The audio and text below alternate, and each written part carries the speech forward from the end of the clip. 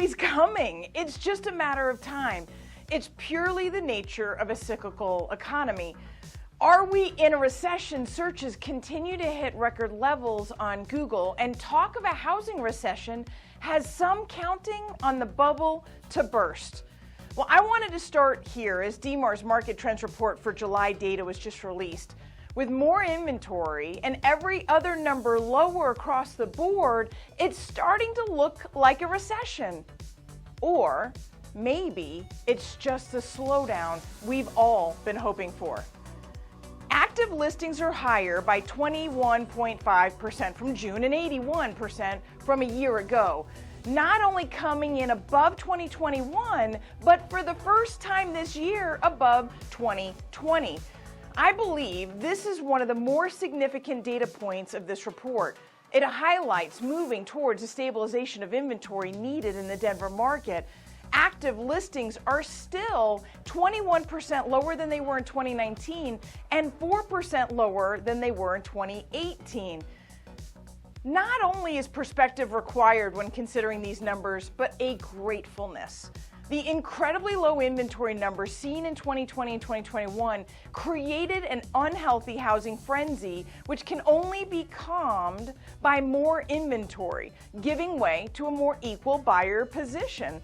And if you remember 2018 and 2019, despite rates spiking and an impending recession watch, the housing market felt normal.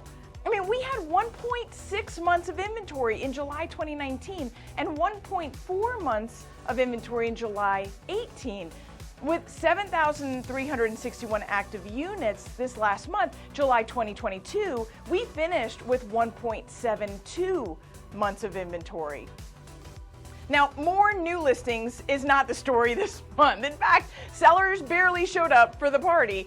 New listings slowed down by 18% from last month and 11.5% from last year. Year-to-date new listings are also lower than any year through 2018 through 2021. This should not surprise anyone. With fear of layoffs, an impending recession, and current homeowners locked into incredibly low interest rates. Based on interest rate increases alone, if today's median homeowner traded into a new home with a similar size mortgage, the monthly payment on an average would go up $550 a month. I mean, that takes all the I just want to move into a new home because I'm tired of this one buyers out of the market and adds a bit more discernment to those who are putting in offers. We saw this as pending offers were down 4.5% from last month and 23% from last year. Mortgage purchase applications, a leading indicator to pending offers, were also down 18% from a year earlier during the week ending July 22nd. Note that up until July 22nd, the national average mortgage rates had been moving sideways all month, hovering around 5.5%. This is down from their mid-June peak of 6.25%. Less buyer demand gave way to a softening of close-to-list price, down from 103% last month to 100.81% this month, as well as an increase in days in the MLS to 6 median days and 13 average days. Lower close-to-list and longer days in the MLS should and did result in a softening of prices, evidenced by Denver Metro's median close price dropping 2.5% and the average dropping by 3.3% from just last month. Year over year, though, we're still in the double digits, coming in at 11% increases for both average and median.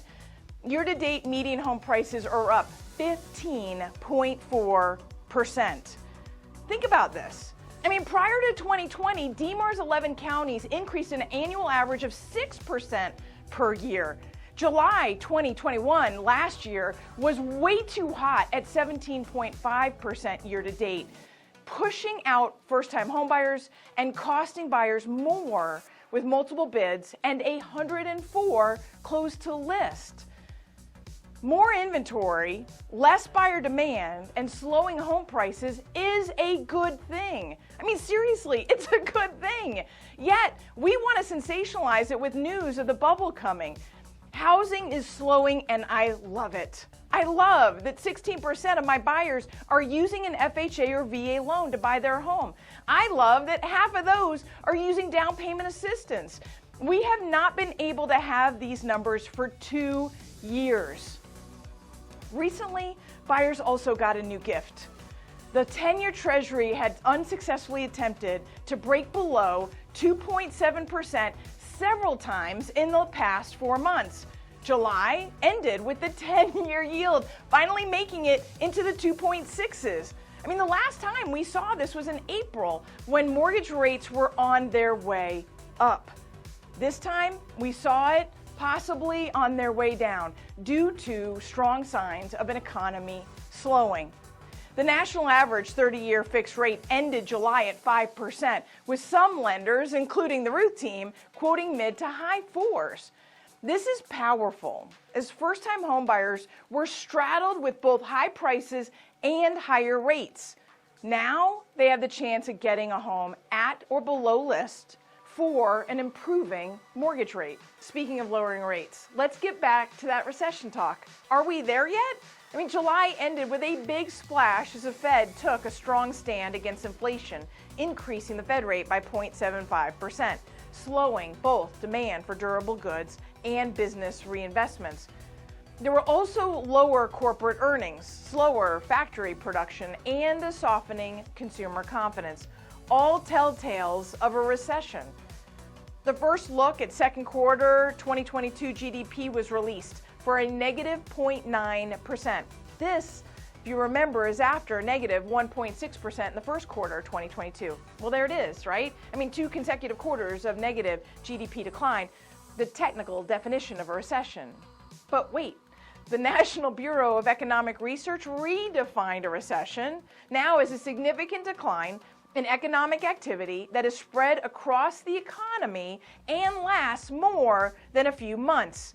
It looks at indicators like changes in non-farm payroll employment and personal spending and industrial production. Then it uses 3 key criteria: depth, diffusion, and duration, to determine if these indicators are illustrative of a true recession. If they aren't met, then even if GDP is contracting, it does not consider the U.S. to be in a recession. Note, however, we have never had 2 consecutive quarters of GDP decline and not had a recession. We've also never had a recession while having continued consumer spending and job creation, which happened in both quarter 1 and 2.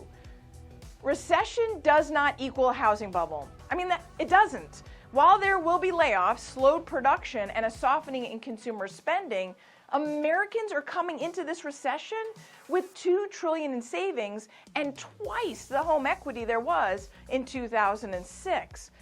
Colorado is also protected by having 38% of all of our homes owned free and clear, only 1.7% of our mortgage homes delinquent, and a current foreclosure rate of 0.1%.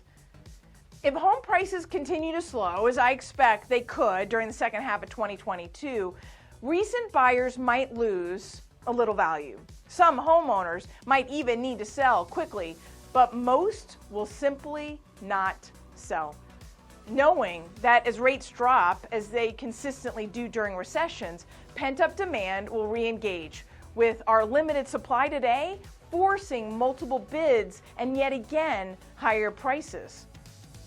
Institutions, first-time homebuyers, and those who have been waiting will all be ready to buy on these dips.